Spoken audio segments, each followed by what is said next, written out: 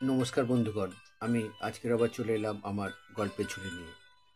আজ আমি তোমাদেরকে বলবো ছিন্নপত্রের ১০৮তম পর্বের গল্পের কথা।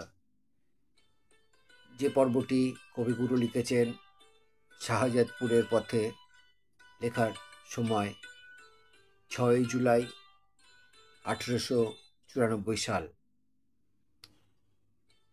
সন্ধ্যাবেলায় পাবনা শহরের একটি খেয়াঘাটের কাছে বোট বাঁধা গেল। ওপার থেকে জন কতক লোক বায়া তবলার সঙ্গে গান গাচ্ছে। একটা মিশ্রিত কলরব কানে এসে প্রবেশ করছে। রাস্তা দিয়ে স্ত্রী পুরুষ যারা চলেছে তাদের ব্যস্ত ভাব। গাছপালার ভিতর দিয়ে দীপালোকিত কোঠাবাড়ি দেখা যাচ্ছে। খেয়াঘাটে নানা শ্রেণীর লোকের ভিড়। আকাশে নিবিড় একটা একরঙা মেঘ। সন্ধ্যায়ও অন্ধকার হয়ে এসেছে। ওপারে ষাঁড় বাঁধা মহাজনীর নৌকোয় আলো জ্বলে উঠল। পূজাঘর থেকে সন্ধ্যারতির কাঁসর ঘণ্টা বাজতে লাগলো। বাতি নিভিয়ে দিয়ে বোটের জানালায় বসে আমার মনে ভারী একটা অপূর্ব আবেগ উপস্থিত হলো। অন্ধকারের আবরণের মধ্যে দিয়ে এই লোকালয়ের একটি যেন সজীব হৃৎস্পন্দন আমার বক্ষের উপর এসে আঘাত করতে লাগলো। এই মেঘলা আকাশের নিচে নিবিড় সন্ধ্যার মধ্যে কত লোক, কত ইচ্ছা, কত কাজ, কত গৃহের মধ্যে জীবনের কত রহস্য। মানুষে মানুষে কাছাকাছি ঘেঁষাঘেঁষি, কত শত সহস্র প্রকারের ঘাত প্রতিঘাত।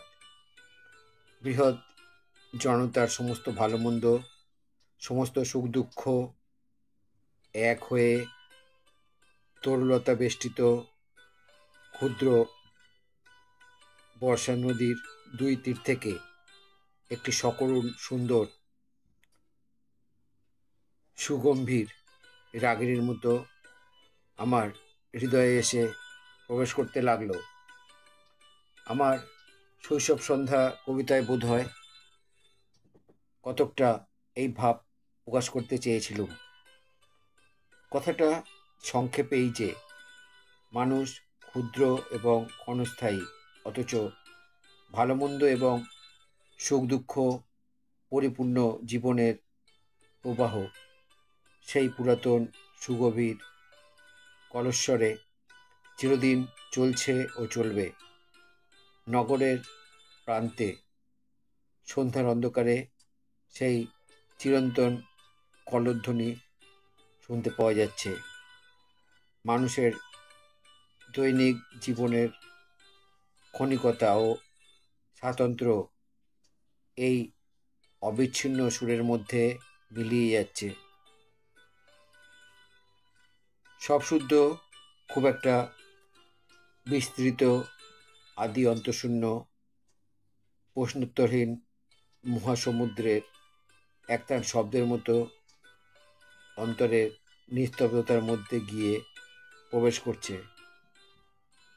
এক এক সময় কোথাকার কোনো ছিদ্র দিয়ে জগতের বড় বড় প্রবাহ হৃদয়ের মধ্যে পথ পায়। আর তার যে একটা ধ্বনি শোনা যায়, সেটাকে কথায় তর্জমা করা অসাধ্য। শেষ হলো ১০৮তম ছিন্নপত্র। আমার আজকের প্রতিবেদন আমার বন্ধুদের কেমন লাগলো জানাবে।